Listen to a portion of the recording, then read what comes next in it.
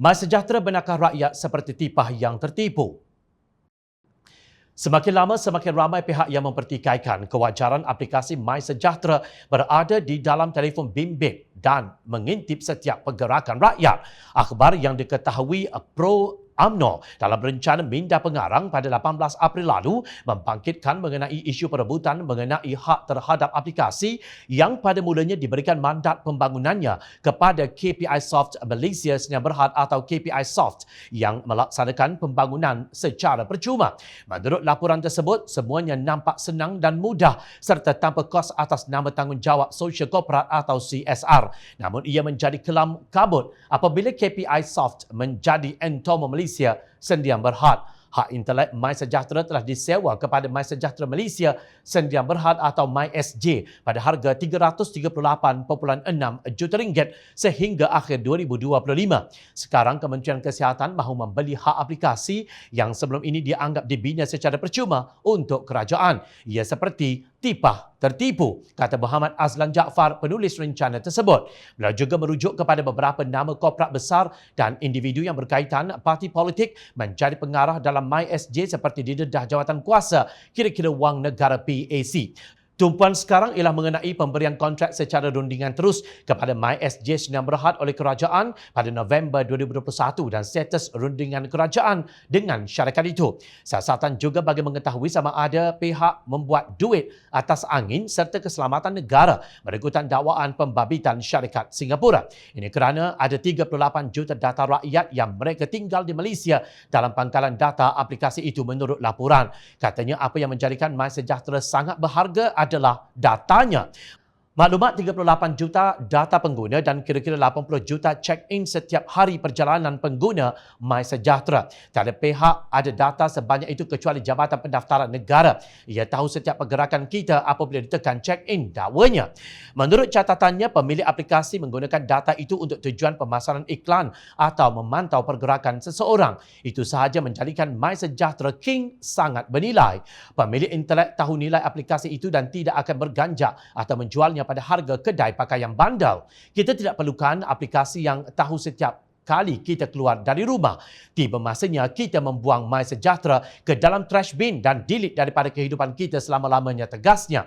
Patutkah kita delete MySejahtera? Jom kita rentas apa yang berlaku dengan beberapa entiti yang berkaitan dengan MySejahtera. Pada 4 April lalu, Mahkamah Tinggi membenarkan P2 Asset Management Sdn Bhd meminda penyataan tuntutan dalam samannya terhadap Entomo Malaysia Sdn Bhd, Revolusi Asia Sdn Bhd dan MySJ Sdn Bhd berhubung pertikaian mengenai perjanjian penjualan saham MySejahtera. Menurut P2 Asset Management, sekitar April 2020, Entomo Malaysia mengemukakan cadangan penyelesaian berasaskan aplikasi mudah alih terhadap krisis COVID-19 yang sedang berlaku menggunakan perisiannya KPI Soft Software untuk membangunkan aplikasi mudah alih yang dikenali sebagai MySejahtera.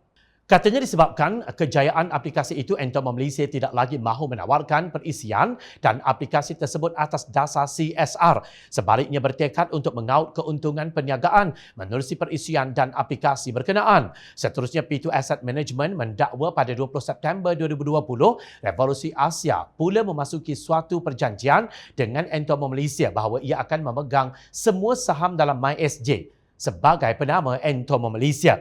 Tetapi perkara ini tidak dimaklumkan kepada P2 Asset Management. Susulan itu, pada 6 Oktober 2020, MySJ memasuki suatu perjanjian bersama Entomo Malaysia bagi memindahkan harta intelek aplikasi tersebut kepada MySejahtera.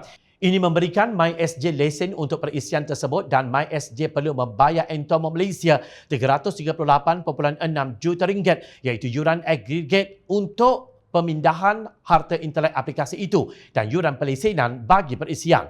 Pada 31 Disember 2020, Revolusi Asia memasuki perjanjian penjualan saham SSA dengan P2 Asset Management di mana Revolusi Asia akan menjual saham MySJ kepada P2 Asset Management. Antara terma perjanjiannya, P2 Asset Management mewakili Revolusi Asia yang akan memudahkan untuk mendapatkan surat anugerah daripada kerajaan kepada MySJ berhubung dengan perkongsian awam swasta atau model commercial contract perkhidmatan untuk penggunaan berterusan aplikasi berkenaan, kata P2 Asset Management. Bagaimanapun, kini P2 Asset Management mendakwa Entomo Malaysia dan Revolusi Asia telah secara salah berkomplot dan bergabung bersama untuk melanggar perjanjian penjualan saham tersebut yang akan menyebabkannya kerugian. Sehari kemudian, iaitu pada 5 April, Menteri Kesihatan Khairi Jamaluddin menegaskan pertikaian undang-undang antara dua syarikat berhubung MySejahtera tiada kaitan dengan Kementerian Kesihatan KKM. Katanya kerajaan memiliki semua data yang disimpan dalam pengkalan data MySejahtera, modul dan juga jenamanya. Data adalah milik KKM. Data itu selamat dan ia berpangkalan di pelayan di Malaysia dan dimiliki KKM, ujarnya. Khairi patut jelaskan bagaimana KKM dikatakan memiliki data MySejahtera apabila lesen perisian tersebut menurut P2 Asset Management dibeli oleh MySJ daripada Entomo Malaysia dengan harga RM338.6 juta. Siapa sebenarnya pemilik MySJ, Entomo Malaysia yang syarikat induknya di Singapura atau MySJ? Bagaimana Khairi boleh menjamin data itu selamat apabila penyelenggaranya adalah syarikat swasta yang bertujuan menjana keuntungan? Justru amat janggal apabila Khairi bertegas bahawa pertikaian tersebut tiada kaitan dengan KKM. Apa akan terjadi jika MySJ dan KKM sedang membuat rundingan terus kalah dalam pertikaian dalam kalangan entiti yang berkepentingan ini? Pada 14 April, Majlis Pemulihan Negara MPN mengesyorkan KKM akan mengkaji keberkesanan penggunaan aplikasi MySejahtera sebagai alat pengesanan kontrak rapat. Menurut pengerusinya Tan Sri Mahyadi Mak Yassin, negara kini sudah berada dalam fasa peralihan endemik. Itu pandangan ahli majlis dalam perbincangan dan telah dibincangkan. Apa yang kita tahu sejak dulu hingga sekarang, aplikasi MySejahtera masih digunakan, katanya. Hakikatnya pertikaian ini membawa terlalu banyak persoalan yang tiada jawapan. Sudah tentu ini bukan persekitaran yang baik untuk membuat satu rundingan yang melibatkan ratusan juta wang pembayar cukai.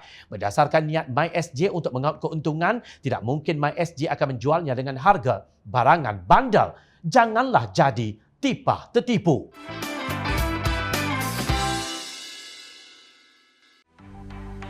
Mencari maklumat dan berita politik yang bebas, kupasan yang tepat, panas. Dapatkannya secara eksklusif hanya di Jom Channel. Komitmen kami, pentasan berita Isnin hingga Jumaat. Berbicara dan isu semasa, kami garapkan secara langsung. Panel-panel berkaliber dan profesional. Interaktif, pandangan anda kami raikan. Jangan lupa bersama kami di setiap hujung minggu dalam edisi khas mingguan. Jom Channel, moving forward, sharing a new experience.